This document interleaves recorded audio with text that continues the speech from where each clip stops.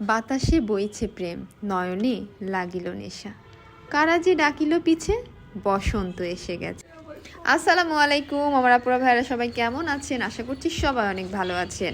সবাইকে অনেক অনেক ভালোবাসা এবং শুভেচ্ছা দিয়ে শুরু করে ফেললাম আমাদের সুন্দর একটা ব্লগ।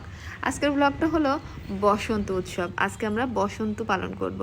খুব সুন্দরভাবে ছেলে আর ছেলের মা বেরিয়ে পড়লো বাসা থেকে। এখন রিকশায় উঠে খুব সুন্দরভাবে উঠতে উঠতে চলে যাচ্ছে। রিকশাতে ঘুরতে আমার খুব ভালো লাগে, কারণ মনে হয় আমি উঠছি। আমাদের শহরটা আপনাদেরকে একটু দেখিয়ে দিলাম, ব্যস্ততম শহর। যদিও এটা দুপুর ছিল তাই অনেকটাই ফাঁকা ছিল। এই সময় ফাঁকা থাকলেও অন্য অন্য সময় কিন্তু রাস্তাটা অনেক বেশি বিজি থাকে। যাই হোক, আমি পৌঁছে গিয়েছি, আমি আর আমার বাবু আমার ফ্রেন্ডের বাসায়। ওখানেই দুপুরে খাওয়া দাওয়া করব। খাওয়া দাওয়া করে একটু রেস্ট নিয়ে আমরা একটু সাজুগুজু করব, রেডি হব। তাই ভাবলাম ছোটোখাটো একটা ব্লগ তৈরি করি আপনাদের সঙ্গে। পৌঁছে গেছি আমি আর রাইদ। বাসায় ঢুকেই দেখি টেবিলে অনেক খাবার গাদা করে রেখেছে আমার বান্ধবী। তার এদিকে রান্না হয়ে গেছে, গোসল হয়ে গেছে এবং আমাকে একটু বকাই দিল যে তোরা এত লেট করলি কেন। আমি তো ভাই চলে এসেছি, কিন্তু আমাদের আর এক ফ্রেন্ড এখনো এসে পৌঁছায়নি। যাই হোক, আমার বান্ধবী বললো আগে ভিডিও করিস না, খুব সুন্দর করে একটু ডেকোরেশন করি। যাই হোক, এত কষ্ট করে রান্না যখন করেছে, সুন্দরভাবে ডেকোরেশন করা হয়ে গেল। অনেক কিছু রান্না করেছে বান্ধবী। পোলাও না, প্লাউ, মুরগি, ডাল, ডিম, শসা, টমেটো, খুবই মজা ছিল। আরও সাথে ছিল একটা কাবাব, কাবাব না, এটাকে টিকিয়া বলে।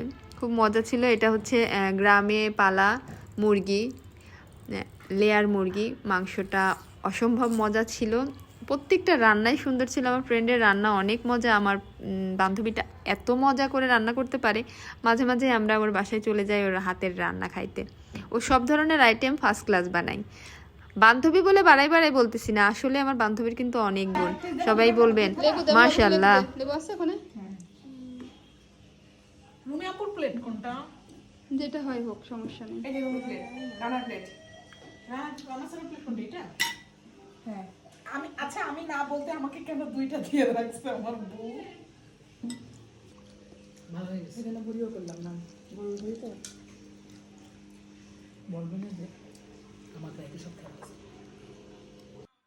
রাইদেরও খাওয়া কমপ্লিট হয়ে গেছে, আমাদেরও খাওয়া শেষের দিকে। এবং খাওয়া শেষ করে শোভা চলে এসেছে আমাদের ফুল রেডি করতে, যে ফুলগুলো আমরা হাতে এবং খোপায় পরবো। তার সঙ্গে আছে জারবারা। না কালার সেই সেই চমৎকার। ও এবং আপনাদের সঙ্গে একটু অ্যাড করে দিলাম, আমরা শাড়ি পরার পরে কিছু ছবি তুলেছি। ছবিগুলো তো অ্যাড করলাম না, আস্তে আস্তে সবগুলো আপলোড করব। এখানে হালকা একটু ভিডিও করেছিলাম, সেগুলো অ্যাড করে দিলাম। যে সারাদিন তো খাওয়া দাওয়া করলাম, রেডি হলাম, আর রেডি হওয়ার পরে আমাদেরকে কেমন লাগছে সেটা দেখার জন্য এটুকু অ্যাড করে দিলাম।